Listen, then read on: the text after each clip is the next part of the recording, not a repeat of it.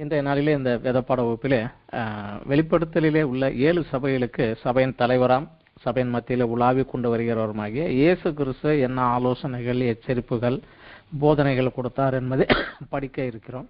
ஆனால் அந்த 7 சபைகளை குறித்து போவதற்கு முன்னதாக இந்த வாரத்திலே முக்கியமாக ஒரு அறிமுகமாக இந்த நூல் எழுதப்பட்டதனுடைய நோக்கம் என்ன, இதனுடைய காரணங்கள் என்ன, இந்த புஸ்தகத்தை கொஞ்சம் புரிந்து கொண்டால் அந்த சபைகளுக்கு எழுதினதை நாம் லகுவாக புரிந்து கொள்ளலாம். இது ஒரு அறிமுக பாடமாக, வெளிப்படுத்தலை குறித்து ஒரு அறிமுக பாடமாக இன்றைய பாடம் இது இருக்கும்.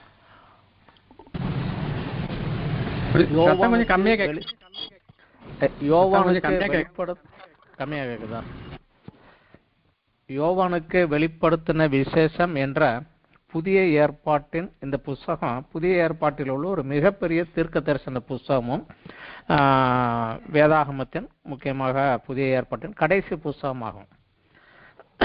பழைய ஏற்பாட்டில் உள்ள ஆதியாகமம் மோசே பிறப்பதற்கு முன்னதாகவே சுமார் 2500 வருடங்களுக்கு முன்னதாக என்னென்ன நடந்தது என்பதை தேவன் அவருக்கு வெளிப்படுத்தியது. அந்த ஆதியாகம புஸ்தகம் தான் நம்மளுடைய விசுவாசத்திற்கும் சபையின் விசுவாசத்திற்கும் ஆதாரமாகவும் அடிப்படையாக உள்ளது. என்றால் அந்த ஆதியாகம புஸ்தகத்துக்குள்ளே 4 உடன்படிக்கைகள் 4 யுகங்கள் கடந்து வந்து விடுகிறது. அது ஆதாரமாக நம்ம படிக்கலாம். ஆனால் புதிய ஏற்பாட்டிலே யோவானுக்கு பிற்காலத்திலே நடக்கப் போகக்கூடிய நிகழ்ச்சிகளை, யோவான் காலத்திற்கு பின்னதாக நடக்கப் போகக்கூடிய நிகழ்ச்சிகளை தேவன் வெளிப்படுத்து இதன் மூலமாக விசுவாசிகளாகிய நமக்கும் சபைக்கும் நித்தியத்தை குறித்த நம்பிக்கையை வலுப்படுத்தி கிறிஸ்துவில் கடைசி வரை நிலை நிற்க இது உதவுகிறது. இதனுடைய நோக்கம் அதுதான். ஆதியாகமம் நமது ஆரம்பம் என்றால் வெளிப்படுத்தல் நம்முடைய நித்தியம் எங்கே இருக்கிறது என்பதை வெளிப்படுத்துகிறது.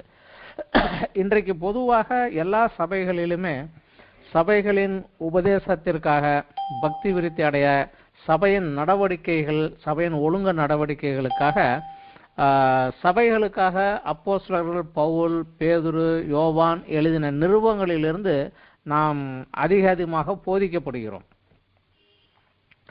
அதே சமயம் சபையின் தலைவரும் சபையின் தலையும் சபைகளின் மத்தியிலே உலாவி கொண்டு இருக்கிறவரும் நமது விசுவாசத்தை துவக்குகிறவரும் முடிக்கிறவருமாகிய இயேசு கிறிஸ்து சபைகளுக்கு என்ன ஆலோசனை கூறினார், மற்ற என்ன எச்சரிப்புகளை கொடுத்தார் என்பவைகளை குறித்து இந்த கடைசி காலத்தில் இருக்கிற நாம் கொஞ்சம் அதிகமாக அதிலிருந்து போதனைகள் பெற்றுக்கொள்வது, படிக்க வேண்டியது நமக்கு மிகவும் அவசியமான ஒரு காரியம். மற்றவர்கள் சபைக்கு சொன்னதை காட்டிலும் இயேசு கிறிஸ்து சொன்னது அத்தாரிட்டியாக, அதிகாரத்தோடு வரக்கூடிய அந்த செய்தியை நாம் கேட்பது மிகவும் முக்கியமான ஒன்று. வேதத்தில் உள்ள எந்த புஸ்தகமுமே எழுதியவர் யார், யாருக்கு எழுதினார், எந்த சூழ்நிலையில எழுதினார், அவர் எதை சொல்ல வேண்டும் என்று முக்கியப்படுத்தி என்பதை அறிந்தால்தான் இந்த காலத்திலே, தற்கால சூழ்நிலையிலே நமக்கு ஏற்ற ஆலோசனைகளை பெற்று அதன்படி நடக்க முடியும். எனவே இந்த ஆதியாகம புஸ்தகத்தை எழுதியது யார்? மையினாலே பெண்ணை கொண்டு இதை எழுதியது யோவான் தான், அப்போஸ்தலனாகிய யோவான் தான். ஆனால் இதில் உள்ள எந்த செய்தியுமே அவர் மனதிலிருந்து யோசித்து அவர் எழுதியவை அல்ல. மாறாக இந்த புஸ்தகத்தில் உள்ளதை கடைசி வரை எழுதி முடிக்கும் வரைக்கே அவர் அதில் என்ன எழுதினார் என்பதே அவருக்கே தெரியாது. காரணம், இது வெளிப்படுத்தல் 1வது அத்தியாயத்திலே 1வது வசனத்திலே இதை குறித்து விளக்கமாக கொடுக்கப்பட்டிருக்கிறது. சீக்கிரத்தில் சம்பவிக்க வேண்டியகளை தமது ஊழியக்காரருக்கு காண்பிக்கும் பொருட்டு தேவன் இயேசு கிறிஸ்துவுக்கு ஒப்பித்ததும், இவர் தம்முடைய தூதனை அனுப்பி தம்முடைய ஊழியக்காரனாகிய யோவானுக்கு வெளிப்படுத்தினதுமான விசேஷம். அதாவது சீக்கிரத்தில் என்னென்ன நடக்கப் போகிறது என்பதை தேவன் கிறிஸ்துவுக்கு வெளிப்படுத்தினார். கிறிஸ்து தமது தூதனை அனுப்பி, தேவதூதனை அனுப்பி யோவானை அழைத்து யோவானுக்கு அதை வெளிப்படுத்தினார். யோவான் அதை சபைக்கு நமக்கு எழுதிய கையிலே கொடுத்தார். ஸோ இதில் எழுதப்பட்ட எந்த விவரங்களும் எழுதுகின்ற நேரம் வரைக்கும் யோவானுக்கு தெரியாது. ஆனால் இதை வெளிப்படுத்தி இயேசுவுக்கு கொடுத்தது தேவன். இயேசு கிறிஸ்து யோவானுக்கு இதை இதை எழுது என்று சொல்லி எழுதுகிறார். அதே நேரத்தில் ஆவியானவரும் இவைகளை எழுது என்று சொல்லுகிறார். தேவ தூதனும் இவைகளை நீ எழுது என்று சொல்லுகிறார். இப்படியாக இவர்களால ஒரு 4 பேர்களால சொல்லப்பட்டு ஒரே நபரினாலே எழுதப்பட்டது. அதில் விசேஷமாக நான் சொல்வதை எழுது, நீ காண்கிறதையும் எழுது. சொல்வதை கேட்டு எழுதுவது சற்று எளிது. ஆனால் கண்ணால் காண்கிற ஒரு காட்சியை எழுத்து வடிவிலே கொண்டு வருவது என்பது ஒரு மிக சிரமம்தான். நாமே சற்று சிந்தித்து பார்க்கலாம். ஒரு கிரிக்கெட் மேட்சோ ஃபுட்பால் மேட்சோ நடக்குது, அல்லது டிவியில் ஒரு சீரியலோ ஒரு பிக்சரோ ஓடிக்கொண்டிருப்பது, நீ பார்க்குறதையெல்லாம் அப்படியே எழுது அப்படி என்று சொன்னால் அது எவ்வளவு சிரமம்னு அப்போ தான் நமக்கு தெரியும். அதே போல ஒரு சிரமமான சூழ்நிலையில தான் யோவான் கடந்து சென்றார். சமயங்களிலே அவர் காண்கிற காரியங்களிலே, அவள் கேட்கிறதிலே அவர் மெய் மறந்து போய் நின்ற போது இயேசு கிறிஸ்துவினாலும் தூதனாலும் திருப்பி எச்சரிக்கப்பட்டார். நீ காண்கிறவைகளை எழுது, இது எழுது என்று சொல்லப்பட்டார். தேவன் கூட அவர் ஒரு இடத்துல சொல்லுகிறார், இந்த சத்தியத்தை நீ எழுது, இது மிக முக்கியமானது, எழுது என்று சொல்லுகிறார். ஸோ அவர்களால் திரும்ப திரும்ப அவர் எச்சரிக்கப்பட்டு அவரால் எழுதப்பட்ட இந்த ஒரு புஸ்தகமானது இந்த வெளிப்படுத்தல் விசேஷம். இதில் முக்கியமாக இது யாருக்கு எழுதப்பட்டது? எழுதப்பட்டது யாருக்கு என்றால் சபைகளுக்கு. 1வது அத்தியாயத்து வெளிப்படுத்தல் 1 11வது வசனம் சொல்லுகிறது, அது நான் அல்பாவும் ஒமேகாவும் முந்தினவரும் பிந்தினவருமாய் இருக்கிறேன். நீ காண்கிறதை ஒரு புஸ்தகத்தில் எழுதி ஆசியாவில் இருக்கிற எபேசு, சிமிர்னா, பெர்கமு, தேத்திரா, சர்தை, பிலதெல்பியா, லவோதிக்கேயா என்னும் பட்டணங்களில் உள்ள 7 சபைகளுக்கும் அனுப்பு என்று விளம்பியனது. ஆசியாவில் இருக்கிறது என்று சொல்லப்பட்டது. இன்று அந்த செய்தியில உங்களுக்கு இந்த 7 சபையினுடைய மேப் ஒன்று போட்டு இருப்பான். அந்த மேப்ல பார்த்தீங்கன்னா இன்றைய துருக்கியிலே வெஸ்டர்ன் துருக்கியில இந்த 7 சபைகளும் இருக்கிறது, இந்த 7 பட்டணங்களும் இருக்கிறது. இது வேதத்திலே ஆசியா பிராந்தம் என்றும் ஆசியா என்றும் சொல்வார்கள். ஆனால் இன்றைக்கு அதை ஆசியா மைனர் என்று அழைப்பார்கள். அதனால ஆசியா என்றால் நம்முடைய ஆசியா கண்டம் என்று எடுத்துக்கொள்ள வேண்டாம். அந்த காலத்தில் அது குறிப்பாக ஆசியா என்று குறிக்கப்பட்டது. ஆனால் ஆசியா மைனர் என்று இன்றைக்கு நமக்கு தெளிவாக அது ஆசியா மைனர் வேற, இந்த ஆசியா வேற என்று உலகத்தில் பிரித்திருக்கிறார்கள். இதில் உள்ள இந்த 7 சபைகளுக்கும் எழுதி அனுப்பு என்று சொன்னார். அதே போல வெளிப்படுத்தல் 3வது அத்தியாயத்தில் 22வது வசனத்திலே ஆவியானவர் சொல்லுகிறார், ஆவியானவர் சபைகளுக்கு சொல்லுகிறதை காதுள்ளவன் கேட்க கடவன் என்று எழுது என்று சொல்லுகிறார். சோ கிறிஸ்துவும் ஆவியானவரும் சபைகளுக்கு இதை எழுதும்படியாக சொல்லப்பட்டது. எழுதியது யார்? தேவன் இயேசு கிறிஸ்துக்கு வெளிப்படுத்தி, இயேசு கிறிஸ்து பரிசுத்த ஆவியானவருக்கு, பரிசுத்த ஆவியானவர் தேவதூதனுக்கு, தேவதூதன் மூலமாக யோவானுக்கு, இப்படியாக கடந்து வந்த இந்த ஒரு புத்தகம் எழுதப்பட்டது சபைகளுக்கு. இப்பொழுது முக்கியமான காரியம், எந்த சூழ்நிலையிலே இது எழுதப்பட்டது அதை நாம் தெரிந்து கொண்டால்தான் இதனுடைய பின்னணியங்கள் சரியாக நாம் விளங்கிக் கொள்ள முடியும். இது எந்த சூழ்நிலையிலே எழுதப்பட்டது? வெளிப்படுத்தல் 1வது அத்தியாயத்திலே 9வது வசனத்திலே நாம் பார்க்கலாம்.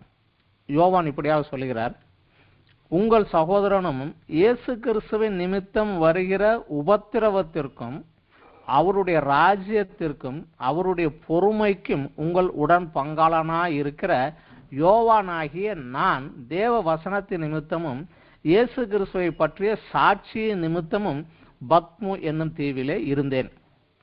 உண்மையிலே அவர் இயேசு கிறிஸ்துவை குறித்த சாட்சியின் நிமித்தமாக, தேவ வசனத்தை அவர் பிரசங்கித்த நிமித்தமாக கைது செய்யப்பட்டு ஒரு கைதியாக பத்மு என்கிற தீவில் உள்ள சிறைச்சாலையில அடைக்கப்பட்டு வைத்திருந்தார். இந்தியாவில் இருக்கிற நமக்கு தெரியும், அந்தமான் என்கிற ஒரு தீவு முற்காலத்திலே பிரிட்டிஷர் ஆட்சியில் இருக்கிற போது கைதிகளை நாடு கடத்துவதற்காக இருந்த ஒரு இடம். அதே போல ஒரு இடம்தான் ரோமர்கள் கைதிகளை நாடு கடத்துவதற்காக வைத்திருந்த ஒரு சிறைச்சாலை. அதுதான் பத்மு என்கிற ஒரு தீவு. அந்த தீவிலே கற்பாறைகளால் நிறைந்திருந்தது. சோ கைதிகள் காலையிலிருந்து மாலை வரை பாறைகளை உடைத்து அவர்கள் பாடுகளுக்குள்ளாக கடந்து செல்லக்கூடிய. காலையிலிருந்து மாலை வரைக்கும் வேலை பார்க்க வேண்டாம், வெயிலுக்குள்ளே கல் உடைக்கணும், ஜெயிலுக்குள்ளே தான், வெளியே போக முடியாது என்கிற ஒரு காலத்தில் ஒரு உபத்திரவத்திற்குள்ளாக கடந்து சென்ற ஒரு ஊழியன் மூலமாக உபத்திரவத்தில் கடந்து செல்கின்ற சபைகளுக்காக இது எழுதப்பட்டது. ஒரு வேத ஆசிரியர் இப்படியாக சொன்னார், வெளிப்படத்தில் நான் படித்து பார்க்குறேன், எனக்கு புரியவே மாட்டேங்குது. நாங்கள் நிறைய பேர் புரிகிறது கஷ்டம்தான். ஏன்னா உபத்திரவத்தில் உள்ள சபைகளுக்காக எழுதப்பட்டதை உபத்திரவம் இல்லாமல் வசதியாக உட்கார்ந்துருக்கிற ஒருவனால படித்தா புரிஞ்சுக்க முடியாதா? ஆனால் உபத்திரவத்துக்குள் கடந்து போகக்கூடிய சபைகள் இதை வெகு எளிதாக புரிந்து கொள்வார்கள் என்று சொன்னார். அந்த உபத்திரவத்துக்குள் கடந்து போகக்கூடிய சபைகளுக்காக எழுதப்பட்டது இது. அந்த காலகட்டம், இந்த சூழ்நிலை எப்படி இருந்தது என்பதை நாம் சற்று புரிந்து கொண்டால்தான் இதனுடைய அநேக காரியங்கள் நமக்கு புரியும். இயேசு கிறிஸ்து பிறப்பதற்கு முன்னதாகவே இஸ்ரவேல் தேசம் ரோமர்களின் ஆளுகைக்கு உட்பட்டிருந்தது. இந்த ரோமர்களுக்கு முன்பாக இந்த பிராந்தியத்தை ஆளுகை செய்த கிரேக்கர்களின் மூலமாக கிரேக்க கலாச்சாரமும் கிரேக்க பாஷையும் ஒரு பெரிய தாக்கத்தை இஸ்ரவேல் தேசத்துக்குள்ளாக கொடுத்திருந்தது. அநேக யூதர்கள் கிரேக்க பாஷையை படித்து கொண்டு, இன்று நமக்கு எப்படி இந்தியாவில் இருக்கக்கூடிய நமக்கு ஆங்கில மொழி அவசியம் நமக்கு இருந்தால்தான் மேற்கொண்டு போக முடியும் என்று சொல்லுகிறோமோ, அதே போல் அந்த காலத்தில் கிரேக்க பாஷையை கற்றுக்கொண்டால்தான் எந்த ஒரு தேசத்துக்கும் போக முடியும், எங்கும் வர முடியும். அது ஒரு பொதுவான மொழியாக, அரசியல் லாங்குவேஜ், கவர்மெண்ட் லாங்குவேஜஸாக இருந்தது. அதனால் அநேகர் கிரேக்க பாஷைக்கு மாறினார்கள். எனவேதான் புதிய ஏற்பாட்டில் உள்ள புஸ்தகங்கள் அனைத்துமே கிரேக்க மொழியில் தான் எழுதப்பட்டது. அதே போல கிரேக்க கலாச்சாரமும் யூதர்களுக்குள்ளே ஒரு தாக்கத்தை உண்டு பண்ணியிருந்தது. கிரேக்கர்களுக்கு பின் வந்த ரோமர் ஆளுகை இருக்கிற போது ரோம சக்கரவர்த்திகள் அவர்களுடைய நாட்டிலே புதிதாக ஒரு சில சட்ட திட்டங்களை கொண்டு வந்தார்கள். அது யூதர்களுக்கும் கிறிஸ்தவர்களுக்கும் மிகப்பெரிய ஒரு துவாரத்தையும் ஒரு உபத்திரவத்தையும் கொடுக்கக்கூடிய ஒன்றாக இருந்தது. அது அவர்களை மிகவுமாக பாதித்தது. இயேசு கிறிஸ்து பிறப்பதற்கு முன்னாலே ரோம் நாட்டை ஆட்சி செய்த சக்கரவர்த்தியாக இருந்தவர் ஜூலியஸ் சீசர். இன்று நாம் உபயோகப்படுத்தக்கூடிய இந்த காலண்டர் முறைகளை வடிவமைத்தது அவர் காலத்திலே தான். அதற்கு முன்னதாக ஒவ்வொரு நாட்டிலும் ஒவ்வொரு காலண்டர் இருந்தது. அந்த காலண்டர்ஸ் எல்லாமே சந்திரனை அடிப்படையாக வைத்து, மூன் காலண்டர் என்பார்கள், அப்படியாக இருந்தது. ஆனால் இந்த ஒரு காலண்டர் தான் சூரியனை அடிப்படையாக வைத்து இந்த காலண்டர் உருவாக்கப்பட்டது அவருடைய காலத்தில் தான். அந்த ஜூலியஸ் சீசர் ஒரு சட்டம் போட்டார். அவருக்கென்று தனியாக ஒரு பட்டத்தையும் அவராகவே கொடுத்து கொண்டார். Julius Caesar the divine. Divine என்றால் தெய்வீகமானவர், கடவுளுக்கு ஒப்பானவர், கடவுள் என்று அவருக்கு ஒரு பட்டம் இட்டுக்கொண்டார். அதனால என்னை ஒரு கடவுளாக எல்லாரும் மதிக்க வேண்டும் என்று அவர் எதிர்பார்த்தார். ஜூலியஸ் சீசருக்கு பின் வந்தவர் அகஸ்டஸ் சீசர். அந்த அகஸ்டஸ் சீசர் காலத்திலே தான் இயேசு கிறிஸ்து பிறந்தார். அத்தியாயத்தில் 1வது வசனத்தில் இருக்கும் அகுஸ்துராயன் என்று இருக்கும். அகுஸ்துராயன் என்பதுதான் அகஸ்டஸ் சீசர். அவருடைய காலகட்டத்தில் தான் இயேசு கிறிஸ்து பிறந்தார். அவர் காலகட்டத்திலே அவர் ஒரு சட்டத்தை கொண்டு வந்தார். ரோமர் ஆளுகை செய்யக்கூடிய இடங்களிலெல்லாம் அகஸ்டஸ் சீசருடைய சிலையை நிறுத்த வேண்டும், ஜனங்கள் அந்த சிலையை கடவுளாக வழிபட வேண்டும் என்று அவர் ஒரு சட்டம் கொண்டு வந்தார். இவருக்கு பின்னதாக வந்தவர் கிபி 14 37 வரைக்கும் ஆட்சி செய்தவர் டைபீரியஸ் சீசர். இவருடைய காலத்தில் தான் யோவான் ஸ்நானனுடைய ஊழியம் ஆரம்பமானது. லூக்கா 3வது அத்தியாயத்தில் 1வது வசனத்தில் பார்த்தீங்கன்னா திபேரியு ராயனுடைய காலத்திலே என்று இருக்கும். அந்த காலத்தில் தான் யோவான் தன்னுடைய ஊழியத்தை ஆரம்பித்தார். யோவானுக்கு பிற்பாடு இயேசு கிறிஸ்து தன்னுடைய ஊழியத்தை ஆரம்பித்தார். இயேசு கிறிஸ்து ஊழியத்தை முடித்து பாவத்திற்காக கிரயம் செலுத்தி மரித்து அடக்கம் பண்ணப்பட்டு உயிர் தெழுந்து பரலத்துக்கு ஏறி சபை உருவானது அந்த காலத்தில் தான், அவர் இருந்த அந்த காலத்தில் தான். அதற்கு பின்னதாக கிபி 41 54 வரைக்கும் கிளவுடியஸ் சீசர் என்பவர் ஆட்சி செய்து வந்தார். அந்த கிளவுடியஸ் சீசரை குறித்து நம்முடைய வேதத்தில் நம்ம படிக்கலாம். அப்போஸ்தலர் நடவடிக்கைகளே 11வது அத்தியாயத்தில் 27 30வது வசனங்களிலே படிக்கலாம். கிளவுதி ராயன் என்று வரும். அவருடைய காலத்திலே பஞ்சம் வரும் என்று அகபு என்கிற ஒரு தீர்க்கதரிசி சொன்னார். அதை போலவே கிளவுதி ராயனுடைய காலத்தில் வந்தது. என்றும் படிக்கலாம். அதே போல அப்போஸ்தலர் 18:2 ஒரு காரியத்தை படிக்கலாம். யூதர்கள் எல்லாம் ரோமை விட்டு வெளியேறும்படியாக கிலவுதிய ராயன் கட்டளையிட்டார் என்று வரும்.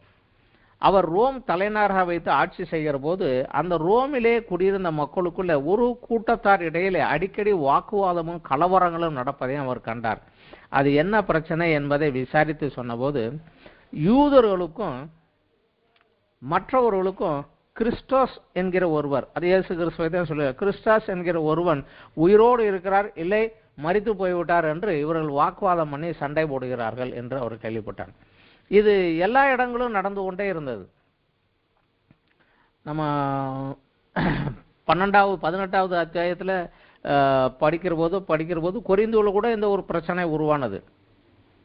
இதே போல எல்லா இடங்களிலும் இந்த பிரச்சனை, புதிதாக உருவான சபைகளுக்கும் யூதர்களுக்கும் இடையில் இந்த ஒரு கலவரம் நடந்து கொண்டே இருந்தது. அதனால அவர் யூதரெல்லாம் முதல்ல ரோமை விட்டு வெளியே போங்கன்னு விரட்டி விட்டாரு. அதுல ரோமை விட்டு வெளியே வந்தவங்க தான் ஆக்கில்லா பிரிஸ்கில்லா. அவர்களோடு பவுலும் சேர்ந்து கொண்டு கொரிந்துவிலே போய் தங்கியிருந்து ஊழியம் செய்துவிட்டு அப்புறம் கொரிந்தை விட்டு தாண்டி அவர்கள் மூலமாக எபேசுக்கு வந்தார்கள். ஸோ அவருடைய காலத்தில் தான் இது நடந்தது. அந்த காலத்தில் யூதர்கள் கிறிஸ்தவர்கள் கலவரம் அரசாங்கத்துக்கு ஒரு தலைவலியாக இருந்தது. இதற்கு பின்னதாக வந்தவர் முக்கியமான ஒரு நபர் நீரோ. கிபி 54 68 வரைக்கும் ஆட்சி செய்தார் நீரோ. அவருக்கு ரோமாபுரி நகரத்திலே இருக்கிற போது அந்த நகரை மறுசீரமைக்க வேண்டும், அதிலே பெரும்பான்மையான பகுதிகளை இடித்து விட்டு புதியதாக அவர் விரும்புகிற மாதிரி கட்ட வேண்டும் என்கிற ஒரு ஆலோசனை மனதிலே வந்தது.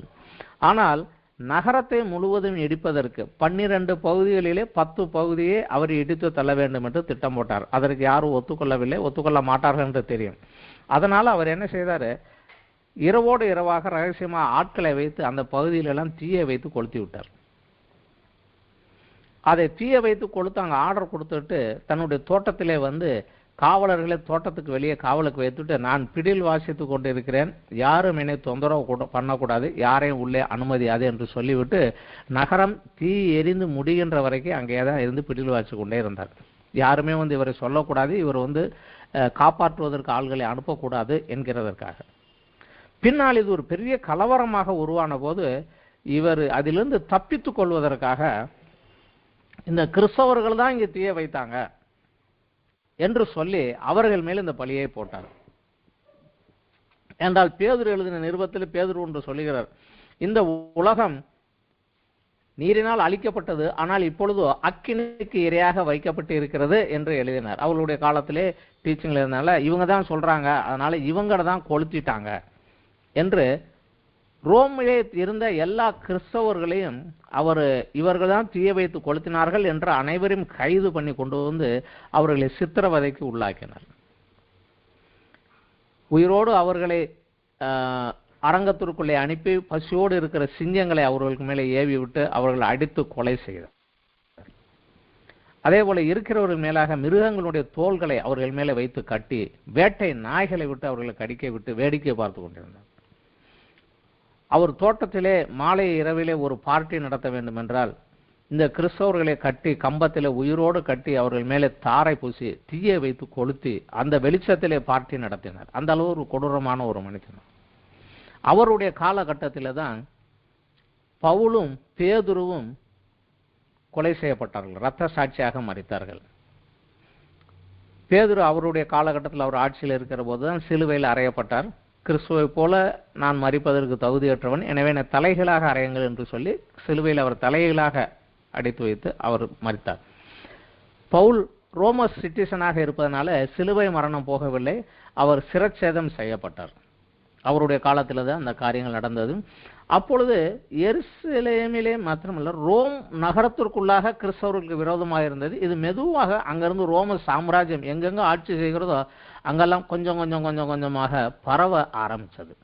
அவருக்கு பின் ஆட்சி செய்த வெஸ்பேசியன் சீசர் அவர் காலத்திலே முழு ரோம சாம்ராஜ்யம் எங்கெங்க ஆட்சி செய்கிறதோ அங்கு எங்கெல்லாம் இருக்கக்கூடிய கிறிஸ்தவர்களுக்கு விரோதமாக காரியங்கள் நடைபெற்று போனது. அதற்கு அடுத்ததாக வந்தவர் கிபி 79 81 வரைக்கும் ஆட்சி செய்தவர் டைட்டஸ் சீசர்.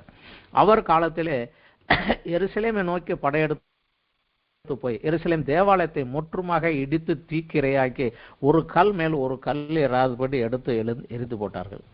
அவருடைய காலத்தில் தான் நடந்தது. அதற்கு பின் ஒருவர் வந்தார், டொமினியன் சீசர். இவர் காலத்திலே கிறிஸ்தவர்களுக்கு மிக மோசமான ஒரு உபத்திரவம் உண்டானது, முழு எருசலேம் ரோம் சாம்ராஜ்யம் முழுவதும். ஏனென்றால் இவர் தனக்கு ஒரு பட்டத்தை சூட்டிக் கொண்டார். ஏற்கனவே டிவைன் என்று எல்லா சீசர்களுக்கும் ஒரு பட்டணம் இருக்கிறது. அதனாலே அந்த சீசர்கள் வருகிற போது அவர்கள் சிலையை வைத்து மக்கள் வழிபட வேண்டும் என்கிற ஒரு சட்டமும் இருந்தது. ஆனால் இவர் காலத்திலே இவர் தனக்கு புதிதாக இன்னொரு பட்டத்தை சேர்த்து கொண்டார். Dominion Caesar the divine, the lord and the god என்று அவர் ஒரு பட்டத்தை அவருக்காக சூட்டிக் கொண்டார். ஸோ யாரும் அவரை சொல்ல வேண்டாமா, த லார்ட் த காட் என்றுதான் அழைக்க வேண்டும் என்று. அது மாத்திரமல்ல, அவர் வருடத்திலே ஒரு நாளை குறித்து அதை த லோடி டே என்று அழைப்பார்கள். அந்த தினத்திலே ரோம குடிமக்கள் எல்லாருமே, ரோம சாம்ராஜ்யத்தில் இருக்கிற எல்லாருமே வந்து அவருடைய சிலைக்கு முன்னாக இருக்கக்கூடிய தூப பீடத்திலே தூபத்தை போட்டு சீசர் இஸ் லார்ட் என்று சொல்ல வேண்டும். சொன்னால் அவன் விடுவிக்கப்படுவான். ஆனால் அதை சொல்ல மறுக்கிறவன் யாராக இருந்தாலும் ராஜ துரோகியாக குற்றம் சாட்டப்பட்டு அவன் மரண தண்டனைக்காக உள்ளாவான். இது மிக பெரிய பாடுகளுக்குள்ளாக கிறிஸ்தவர்களுக்குள்ளாக போனது. கிறிஸ்தவர்கள் ஜீசஸ் இஸ் த லார்ட் என்று சொல்வார்கள், but Caesar is the lord என்று சொல்ல மாட்டார்கள். அப்படி மறுக்கிற போது அவர்கள் வீடு ஜப்தி செய்யப்பட்டது, அவர்களுடைய பிள்ளைகள் எல்லாருமே சிறையிருப்புக்குள்ளாக உபத்திரவத்திற்குள்ளாக கொண்டு செல்லப்பட்டு எல்லாரும் உபத்திரவத்திற்குள்ளாக கடந்து சென்று மறிக்கக்கூடிய ஒரு சூழ்நிலைக்குள்ளாகனது. இந்த காலகட்டத்தில் தான் அப்போஸ்தலனாகிய யோவானும் கைது செய்யப்பட்டு பத்மு சிறையிருப்பிலே அடைக்கப்பட்டார். அவர் சிறையில் இருந்த போது நடந்த சூழ்நிலை இந்த ஒரு சூழ்நிலை. ஆனால் இந்த காலத்திலே சபையோ 2-3 விதங்களிலே தாக்குதலுக்கு உள்ளாய் இருந்தது.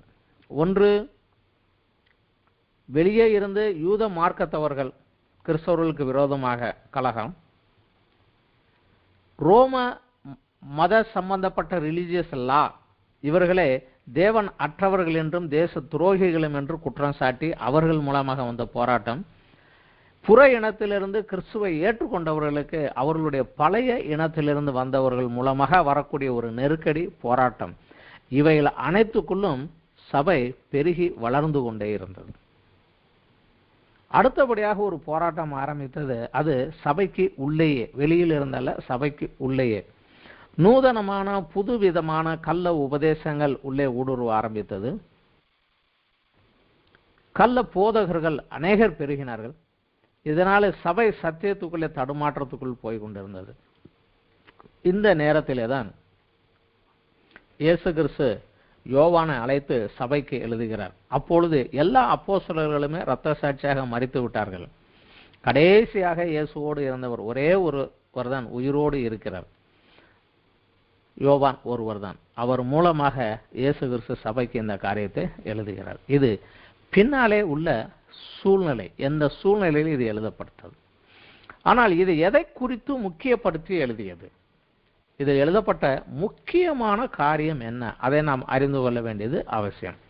இதில் குறிக்கப்பட்ட முக்கியமான காரியம் வெளிப்படுத்தலிலே 14வது அத்தியாயத்தில் இருக்கக்கூடிய 12வது வசனம். இதுதான் இந்த முழு புஸ்தகத்துக்கும் ஒரு கீ வெர்சஸ் என்று அழைக்கலாம். வெளிப்படுத்தல் 14:12 வருகிறது. தேவனுடைய கற்பனைகளையும் இயேசுவின் மேலுள்ள விசுவாசத்தையும் காத்து கொள்ளுகிறவர்களாகிய பரிசுத்தவான்களுடைய பொறுமை இதிலே விளங்கும் என்று கூறினான். இதுதான் இந்த முழு புஸ்தகத்துக்கும் மைய வசனம். மையமாக இந்த ஒரு கருத்தை சொல்லுவதுதான் இது முழு புஸ்தகத்தினுடைய நோக்கமே. தேவனுடைய கற்பனைகளையும் இயேசுவின் மேலுள்ள விசுவாசத்தையும் காத்து கொள்ளுகிறவர்களாகிய பரிசுத்தவான்களுடைய பொறுமை இதிலே விளங்கும் என்றார். இதை குறித்து இயேசு கிறிஸ்துவும் அவர் இருந்த போதே சொல்லி இருக்கிறார். இயேசு கிறிஸ்து சொல்லியதை நாம் பார்க்க வேண்டும் என்றால் லூக்கா எழுதின சுவிசேஷத்தில் 21வது அத்தியாயத்தில் இந்த காரியத்தை குறித்து அவர் சொல்லி இருக்கிறார். லூக்கா 21 12வது வசனத்தில் இருந்து படித்து பார்த்தோம் என்றால் 19வது வசனம் வரைக்கும். லூக்கா 12:21, லூக்கா 21வது அத்தியாயத்திலே 12 - 19 வசனங்கள் படித்தோம் என்றால் அதிலே இந்த காரியத்தை இயேசு கிறிஸ்து அவர் இருந்த போதே விளக்கமாக சொன்னார். ஆனால் அது சரியாக ஜனங்களுக்கு வரவில்லை. ஏனென்றால் இயேசு கிறிஸ்துவுக்கு அப்புறம் இயேசு கிறிஸ்துவை ஏற்றுக்கொண்ட 2வது 3வது தலைமுறையினர் தான் இன்று சபைக்குள்ளாக இருக்கிறார்கள். 1வது தலைமுறையினர் மரித்து போய்விட்டார்கள். 2ஆம் தலைமுறையிலும் அநேகர் மரித்து விட்டார்கள். இப்பொழுது இருக்கிறவர்களோ 3வது தலைமுறையும் 4வது தலைமுறையும் தான். இதிலே லூக்காவிலே நாம் இந்த வசனங்களை நாம் படிக்கலாம். இவைகளெல்லாம் நடப்பதற்கு முன்னே என் நாமத்தின் நிமித்தம் அவர்கள் உங்களை பிடித்து ஜெப ஆலயங்களுக்கும் சிறைச்சாலைகளுக்கும் ஒப்பு கொடுத்து ராஜாக்களுக்கு முன்பாகவும் அதிபதிகளுக்கு முன்பாகவும் உங்களை இழுத்து துன்பப்படுத்துவார்கள். ஆனாலும் அது உங்களுக்கு சாட்சியாவதற்கு ஏதுவாய் இருக்கும். ஆகையால் என்ன உத்தரவு சொல்லுவோம் என்று கவலைப்படாதிருக்கும்படி உங்கள் மனதில் நிர்ணயம் பண்ணிக்கொள்ளுங்கள். உங்களை விரோதிக்கிறவர்கள் ஒருவரும் எதிர் பேசவும் எதிர் நிற்கவும் கூடாத வாக்கையும் ஞானத்தையும் நான் உங்களுக்கு கொடுப்பேன். பெற்றோராலும் சகோதரராலும் பந்து ஜனங்களாலும் சிநேகிதராலும் காட்டி கொடுக்கப்படுவீர்கள். உங்களில் சிலரை கொலை செய்வார்கள். என் நாமத்தின் நிமித்தம் எல்லாராலும் பகைக்கப்படுவீர்கள். ஆனாலும் உங்கள் தலைமயிரிலே ஒன்றாயிலும் அழியாது. உங்கள் பொறுமையினால் உங்கள் ஆத்துமாக்களை காத்து கொள்ளுங்கள். அதுதான் முக்கியம். உங்கள் பொறுமையினாலே உங்கள் ஆத்துமாக்களை காத்து கொள்ளுங்கள். இங்கே பொறுமை என்று சொல்வது எதுவென்றால் உபத்திரவத்தை சகித்து கொண்டு அதை கடந்து செல்கிறவன். அதைத்தான் பொறுமை என்று வருகிற இந்த வார்த்தையினுடைய ஒரு அர்த்தம் அதுதான். உபத்திரவத்துக்குள்ளும் அதை சகித்து கொண்டு முன்னேறி செல்கிறவன். இதே காரியத்தை லூக்கா 12வது அத்தியாயத்திலும் இயேசு கிறிஸ்து ஒரு இடத்திலே சொல்லுகிறார். சரீரத்தை மாத்திரம் கொலை செய்து அதற்கு பின்பு ஒன்றும் செய்ய முடியாதவர்களை கண்டு நீங்கள் பயப்படாதிருங்கள் என்று சொல்லுகிறார். லூக்கா 12:4வது வசனம், என் சிநேகிதராகிய உங்களுக்கு நான் சொல்லுகிறேன், சரீரத்தை கொலை செய்து அதற்கு பின்பு அதிகமாக ஒன்றும் செய்ய திராணி இல்லாதவர்களுக்கு பயப்படாதிருங்கள்.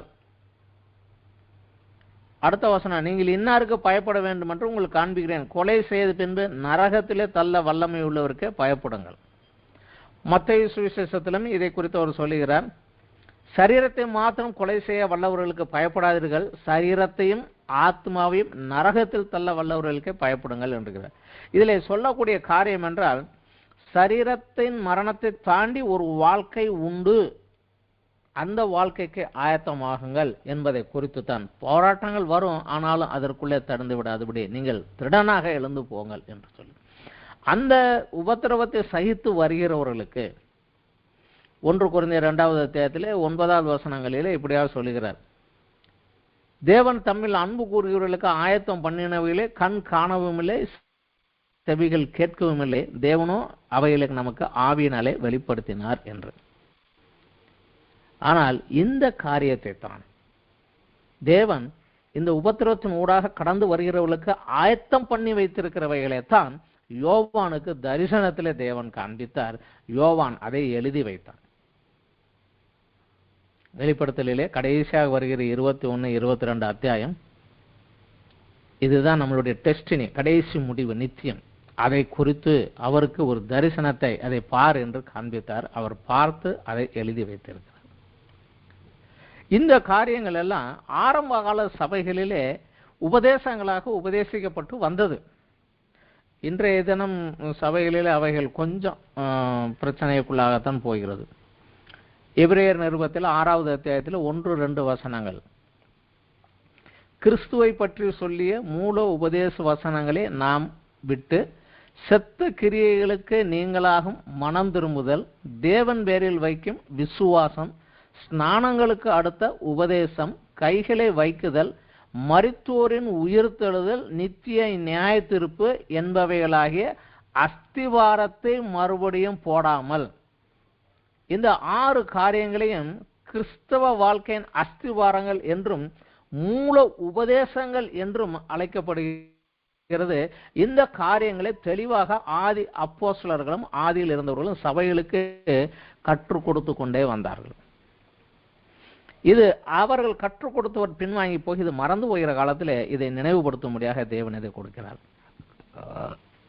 நம்ம இதற்கு முன்னால் நடத்தின பணியாளர் பயிற்சி பள்ளி ஸ்கூல் ஆஃப் ஒர்க்கர்ஸ் ட்ரைனிங்கில் கூட மரித்தோரின் உயிர்த்தெழுதலை 3 பாடங்களாக, கடந்த கால உயிர்த்தெழுதல், நிகழ்கால உயிர்த்தெழுதல், வருங்கால உயிர்த்தெழுதல் என்று 3 பாடங்களாகவும், நித்திய நியாய தீர்ப்பை கிறிஸ்துவின் நியாயாசனம், வெள்ளை சிங்காசன நியாயாசனம் என்று 2 பகுதிகளாகவும் பிரித்து நாம் படித்திருக்கிறோம்.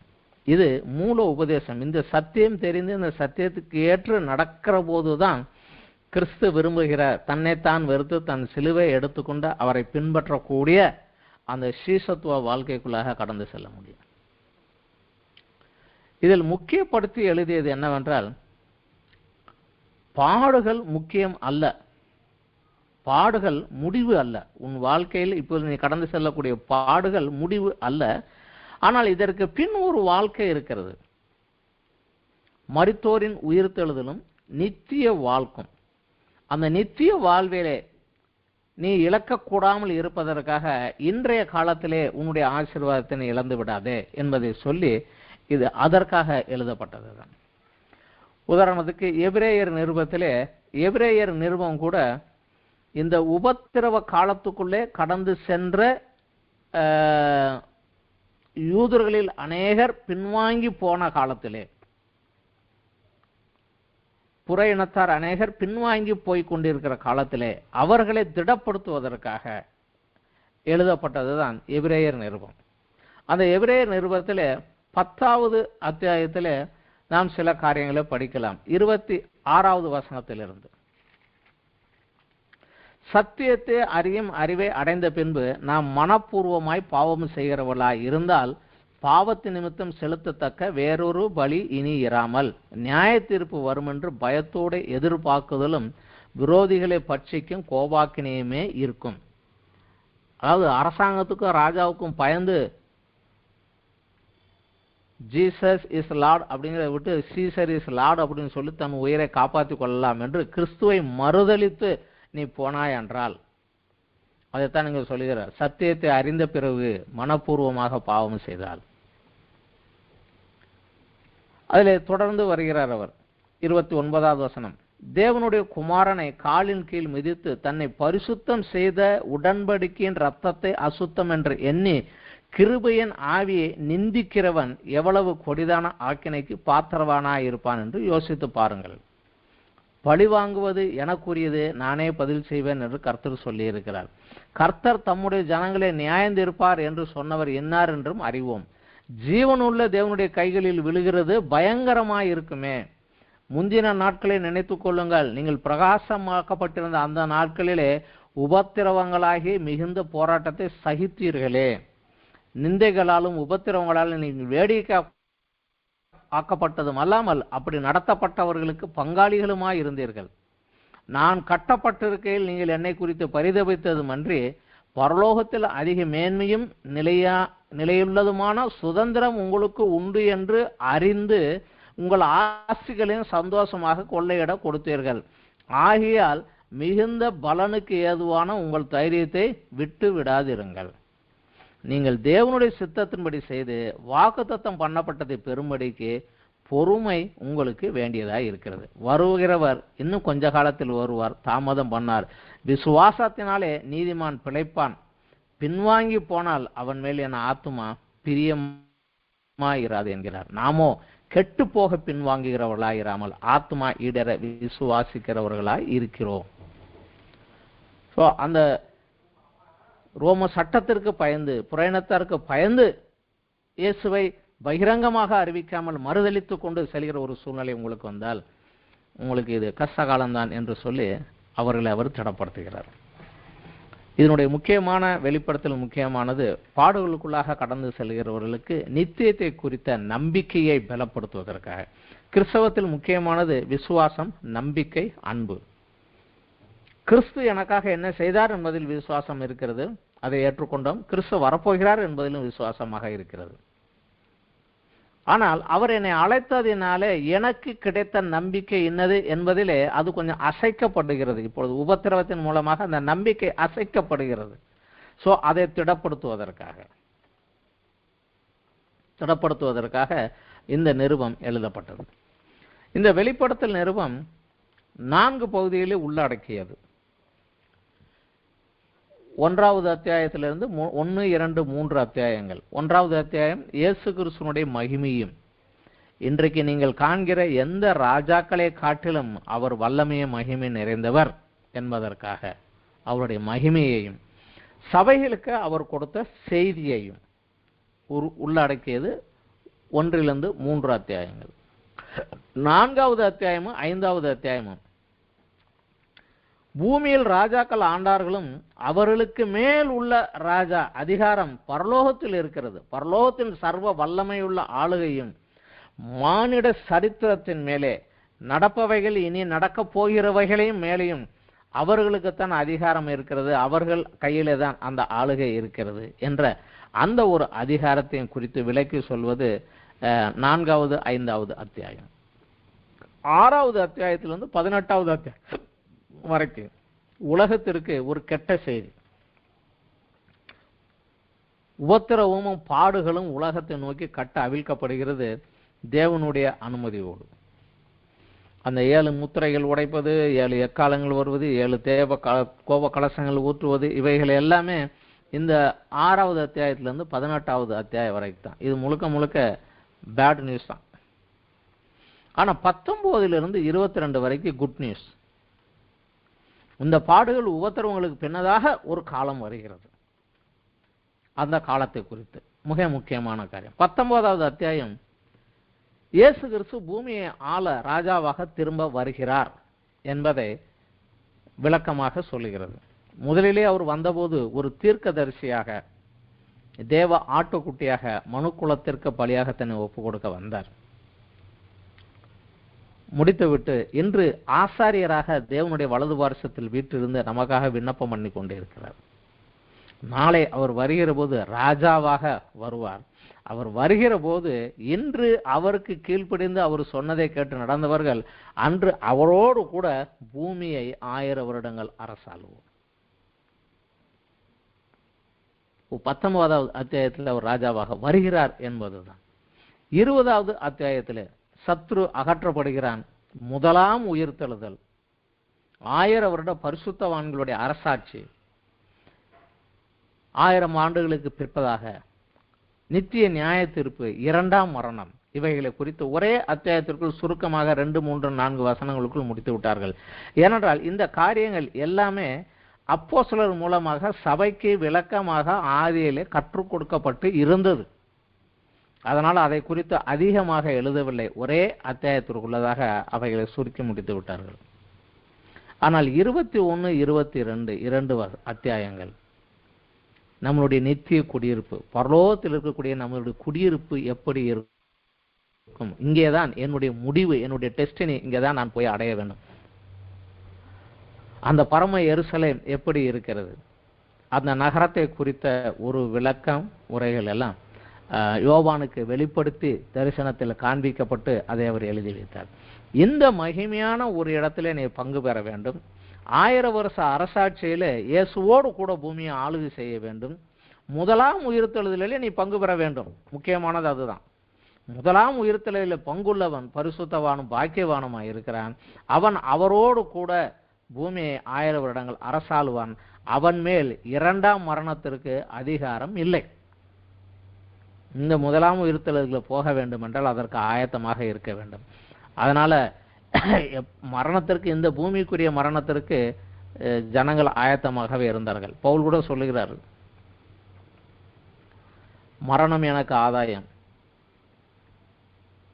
நான் இந்த பூமியை விட்டு இயேசுவோடு எப்பொழுதும் இருக்க நான் விரும்புகிறேன், ஆனாலும் நான் இங்கே என்ன செய்ய வேண்டியது அவசியமாக இருக்க அவர் சொல்லுவாரோ அது உங்களுக்கு நல்லதாக இருக்கிறதுனால நான் இங்கே உயிரோடு இருக்கிறேன் என்று சொல்லுகிறார்.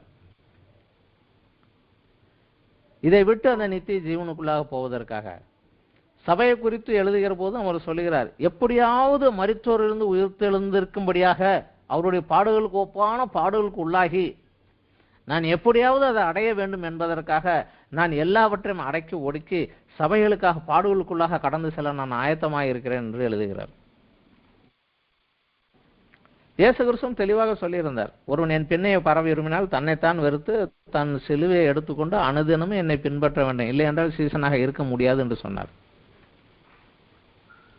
இந்த காரியங்கள் தெளிவாக போதிக்கப்பட்டிருந்தால் ஜனங்கள் அதுக்கு ஆயத்தமாக இருந்தார்கள். ஆனாலும் உள்ளே நடக்கக்கூடிய சில குறைபாடுகள், பிரச்சனைகள் இருந்தது. அதனால சபைகளுக்கு சில காரியங்களை கரெக்ஷன் பண்ண வேண்டிய காரியங்கள் இருந்ததுனால இந்த நம்பிக்கையை திடப்படுத்துவதற்கும் சபையில் உள்ள குறைகளை நிவர்த்தி பண்ணி சரி செய்வதற்குமாக இந்த அத்தியாயம், இந்த புஸ்தகம் எழுதப்பட்டது. இதிலே நாம் தொடர்ந்து படிக்க இருப்பது வெளிப்படுத்தல் உள்ள 2வது அத்தியாயம் 3வது அத்தியாயத்தில் 2 மாத்திரம் உள்ள இந்த 7 சபைகளை குறித்து தான் நாம் படிக்க இருக்கிறோம். ஒவ்வொரு வாரத்திலும் ஒரு சபையை அல்லது 2 சபையை குறித்து நாம் இதை தொடர்ச்சியாக படிக்க இருக்கிறோம். ஆனால் அந்த காலத்தில் சபைகளுக்குள்ளே நடந்து வந்த காரியங்களுக்குள்ள ஒரு 2வது 3வது தலைமுறையாகத்தான் இருந்தார்கள். இந்த காலகட்டத்திலே அவர்கள் ஜெயம் கொண்டவர்களாக, உபத்திரவங்களை மேற்கொண்டவர்களாக, ஜெயம் கொண்டு வரும்படியாக ஆலோசனையாக அவர்களுக்கு வெளிப்படுத்தப்பட்டது. இதிலே கூறப்பட்ட அந்த 7 சபைகளுமே யோவானுக்கு அறிமுகமான சபைகள் தான். அநேக சபைகள் இருந்தாலும் எல்லா சபைகளையும் குறித்து எழுதவில்லை. பிலிப்பி சபை இருந்தது, கொலோசை சபை இருந்தது, கொரிந்தி சபை இருந்தது. ஆனால் அவைகளை குறித்தெல்லாம் ஆண்டவர் சொல்லவில்லை. இந்த 7 சபைகளை மாத்திரம் கொடுத்தார். இந்த 7 சபைகளும் எப்படி இருந்தது என்றால், யோவான் தன் கடைசி காலத்தில் எபேசுவில் தான் தங்கி ஊழியம் செய்து வந்தார். அந்த எபேசுவில் இருந்து வடக்காக மேலே சென்றால் 60 மைல் தூரம் சென்றால் சிமிர்னா, அங்கே இருந்து வடக்காக மேலே சென்றால் 100 மைல் தூரம் சென்றால் பெருகமு, பெருகமிலிருந்து தென்கிழக்காக ஒரு 100 மைல் தூரம் கீழே வந்தால் தேத்திரா, தேத்திராவிலிருந்து தென்கிழக்காக கீழே இறங்கினால் சாரதை, சாரதையிலிருந்து கீழே இறங்கினால் பிலதெல்பியா 40 மைலிலே, அதிலிருந்து 50 மைல் வந்தால் லவோதோக்கியா. ஸோ ஏறக்குறைய எபேசுவில் ஆரம்பித்தால் சிமிர்னா பெருகமு வழியாக சென்று தேத்திரா, சாரதை, பிலதெல்பியா, லவோதோக்கியா வருவதற்கு ஏறக்குறைய 400 மைல்கள் தான் ஆகும். இந்த 400 மைல் இந்த 7 பட்டணங்களும் ஒரே ஹைவேயில் தான் இருந்தது, ஒரே ரோடு. கிரேக்கர்கள் காலத்திலும் ரோமர் காலத்திலும் அவர்கள் ஆளுகை செய்கிற நகரங்களுக்கு டவுனிலிருந்து டவுனுக்கு போவதற்காக ரோடு போடுவதே மெயினான வேலையாக வைத்திருந்தார்கள். இந்த ரோட்டுக்கு கூட இம்பீரியல் போஸ்ட் ரோடு என்று பெயர், இந்த முக்கியமான நகரங்களில் வடவதற்கு. எனவே அந்த பிரயாணம் பண்ணுவதற்கு இலகுவாக இருந்தது. யோவான் தன்னுடைய கடைசி காலங்களில் ஊழியம் செய்த எபேசுவில் தான். இந்த சிறையிருப்பிலிருந்து வந்ததற்கு பின்பு அவர் இருந்ததும் எபேசுவில் தான். அநேகமாக இந்த 7 சபைகளுமே யோவானுக்கு அறிமுகமான சபைகளாகவும், ஒருவேளை அவர் இங்கே எல்லாம் அவர் ஊழியம் செய்து கூட இருக்கலாம் என்றுதான் எண்ணப்படுகிறது. இந்த சபைகளுக்காகத்தான் அவருக்காக எழுதப்பட்டு இந்த காரியங்கள் கொடுக்கப்பட்டது. ஸோ எழுதப்பட்ட சூழ்நிலை, எழுதப்பட்ட காலகட்டம் நமக்கு தெரிகிறது. இதில் ஒரு ஆலோசனை என்னவென்றால், இந்த 6வது அத்தியாயத்திலிருந்து 18வது அத்தியாயம் வரைக்கும் 7 முத்திரைகள், 7 எக்காலங்கள், 7 கோப கலசங்கள், சில காரியங்கள் சொல்லப்படுகிறது. இதை தேவன் நம்மளுடைய கியூரியாசிட்டியை, ஆர்வத்தை, எதிர்காலத்தை குறித்த ஆர்வத்தை திருப்திப்படுத்துவதற்காக வென்று கொடுக்கவில்லை. இவைகளெல்லாம் நடக்கும், ஆயத்தமாயிருங்கள் என்பதற்காக கொடுக்கப்பட்டது. இன்று அநேகர் எந்த முத்திரை இப்பொழுது, எந்த எக்காலம், இதை தேடிக்கொண்டு இந்த வரிசையை ஆராய்ந்து கொண்டு இருக்கின்ற நேரத்தில் இதிலே தேவன் நமக்கு கொடுத்த செய்தியை தவற விட்டு விடுகிறார்கள். அந்த ஒரு கட்டத்திற்குள் நாம் போக வேண்டாம். தேவன் சொன்னது சொன்னபடி நிச்சயமாக நிறைவேறட்டும். ஆனால் இதில் உள்ள செய்தி என்ன? சபைகளுக்கு செய்தி என்று சொன்னாலுமே முடிக்கிற போது ஜெயங்கொள்கிறவன் எவனோ என்று சிங்குலர், தனி மனிதனை குறித்து தான் அது முடிக்கிறது. எனவே இந்த 7 சபைகளுடைய காலகட்டங்களையும், இந்த 7 சபையில் உள்ள குணாதிசயங்கள், இயல்புகள், அதற்கு இயேசு கிறிஸ்து அந்த சபைகளிலே கண்ட காரியங்களையும், அவையில் உள்ள குறைகளையும் பாராட்டுகளையும், குறைகளை மேற்கொள்ள அவர் சொன்ன ஆலோசனைகளையும், அந்த ஆலோசனையுடைய நடந்தால் கிடைக்கக்கூடிய பரிசு என்ன என்பதையும், தவறினால் கிடைக்கக்கூடிய தண்டனை என்ன என்பதையும் படித்து, இந்த கடைசி காலத்தில் இருக்கக்கூடிய நாம் நம்மை அதற்காக ஆயத்தப்படுத்திக் கொண்டு நம்முடைய விசுவாசத்தை திடப்படுத்திக் கொண்டு பொறுமையோடு நமக்கு இயேசு நியமித்த ஓட்டத்திலே நாம் ஓட வேண்டும். விசுவாசத்தை துவக்கிறவரும் முடிக்கிறவருமாகிய அவரை நோக்கிய நம்பிக்கையோடு நம் ஓட்டத்தை ஓடுவதற்கு இந்த பாடங்கள் நமக்கு உதவியாக இருக்கும். இன்றோடு இந்த அறிமுக பாடம் இத்தோடு முடித்துக் கொள்கிறேன். அடுத்த வாரத்திலே எபேசு சபையை குறித்து அதிலே இயேசு கிறிஸ்து கண்ட காரியங்கள் என்ன, அதனுடைய ஆலோசனை என்ன சொன்னார், அதனுடைய குறைகள் என்ன, தவறினால் கிடைக்கும் தண்டனை என்ன, குறையை மேற்கொண்டால் வரக்கூடிய லாபங்கள் என்ன, இந்த காரியங்களை குறித்து எபேசு சபையை குறித்து அடுத்த வாரத்திலே நாம் படிக்கலாம். இத்தோடு இந்த வாரத்தினுடைய இந்த வேத பாடம் முடிவடைகிறது.